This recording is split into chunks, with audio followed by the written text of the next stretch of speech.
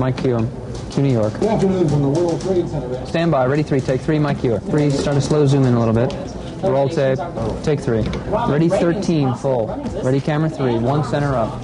Good evening, I'm David Walker. And I'm Lois Hart. Now here's the news. President Carter has arrived in Fort Wayne, Indiana for a brief visit with civil rights leader Vernon Jordan. Jordan is in serious but stable condition now at Parkview Hospital. He is recuperating from the gunshot wound suffered early Thursday morning. Police still have no solid lead on who attempted to murder Jordan. In New London, Connecticut, police say a man apparently upset over a family problem went on a shooting spree aboard an Amtrak train en route from Washington to Boston. A passenger and an Amtrak policeman were wounded critically. The conductor was also shot. He's reported in stable condition. To act upon one's convictions while others wait, to create a positive force in a world where cynics abound, to provide information to people when it wasn't available before, to offer those who want it a choice, for the American people whose thirst for understanding and a better life has made this venture possible, for the cable industry whose pioneering spirit caused this great step forward in communications, and for those employees of Turner Broadcasting whose total commitment to their company has brought us together today, I dedicate the news channel for America, the cable news network. CNN has confirmed that the legendary actor and director and longtime activist Sidney Poitier has died at the age of 94. Poitier became the first black male and Bahamian actor to win the Academy Award for Best Actor back in 1964 for his role in the movie Lilies of the Field. In addition to his movie roles, he was a human rights trailblazer at the height of the civil rights movement, a truly, truly great man. CNN's Sarah Seidner has a look back at his extraordinary life. Sidney Poitier was so much more than a film legend. He is revered, not just because of what he did on screen, but also because of his tremendous impact off screen as a champion of civil rights. We believe in the essential dignity of every human being. The son of a Bahamian tomato farmer, Poitier lived a life of first. The first black man to win an Oscar for Best Actor, and one of the first black people to become a true Hollywood star among the greatest of all time. We have lots and lots and lots of African American actors. Now, when we didn't have any, I appeared. Not because I brought so much, but because the time was right. But his career almost ended before it ever began. As a teenager, Poitier auditioned for the American Negro Theater, but he was quickly thrown out because he couldn't read. He was tone deaf, and he had a thick Bahamian accent. He says, you're no actor. We got next to the door, he opened it, pushed me out, and slammed it. A determined Poitier would spend months perfecting his acting skills and modifying his speaking voice.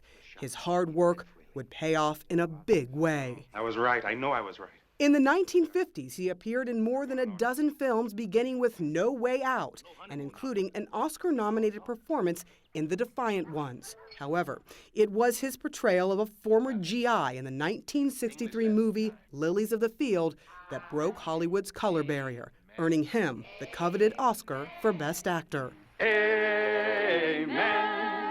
Poitier never overcame his tone deafness, lip-syncing the song Amen in the famous Lily scene.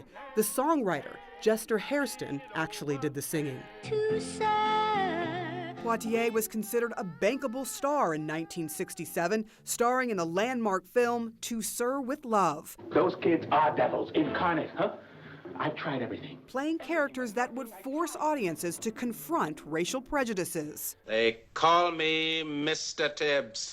But he would also challenge the Hollywood establishment, forcing a change in his iconic role as Detective Virgil Tibbs in the 1967 Academy Award-winning In the Heat of the Night because of a scene that would require him to acquiesce to a racist character. I'm going to take you over to Brownsville and put you on the bus myself. You aren't taking me anywhere, you dig? You're holding the wrong man. That same year, he would star in the watershed film Guess Who's Coming to Dinner, alongside Spencer Tracy and Katharine Hepburn. Mom, this is John. The film not only depicted a successful interracial relationship, it also foreshadowed future progress in America. Have you given any thought to the problems your children are going to have? Yes, and they'll have some. And we'll have the children. Otherwise, I don't know what you'd call it, but you couldn't call it a marriage. Is that the way Joey feels? She feels that every single one of our children will be president of the United States, and they'll all have colorful administrations. It's only fitting that in 2009, Sidney Poitier would be presented with the Medal of Freedom by President Barack Obama. Poitier once called his driving purpose to make himself a better person. He did, and he made us all a little bit better along the way. Very sad indeed. Hollywood, indeed, all of us, the world is mourning a true trailblazer. Sidney Poitier was 94 years old. Our deepest, deepest condolences to his family and to his friends. May he rest in peace, and may his memory be a blessing. Actor Michael Landon is dead after a battle with inoperable liver and pancreatic cancer. The 54-year-old star of TV's Little House on the Prairie and Bonanza died this afternoon at his home in Malibu, California. He had been diagnosed with the disease only last April. He opted for experimental medical treatments. Landon was quoted as saying after learning of his illness, "It's not like I missed a hell of a lot. I've had a pretty good lick here." Michael Landon was 54, and we'll be back.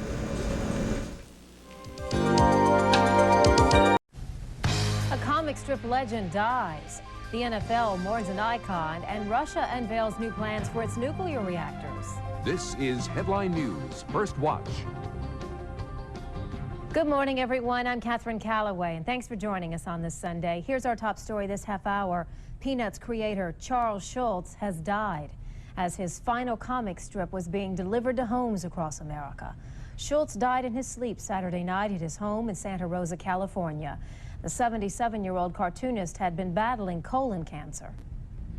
Schulz brought his famous characters to life every day for nearly 50 years. His comic strip reached an estimated 355 million readers worldwide. But because of his illness, Schulz decided to retire.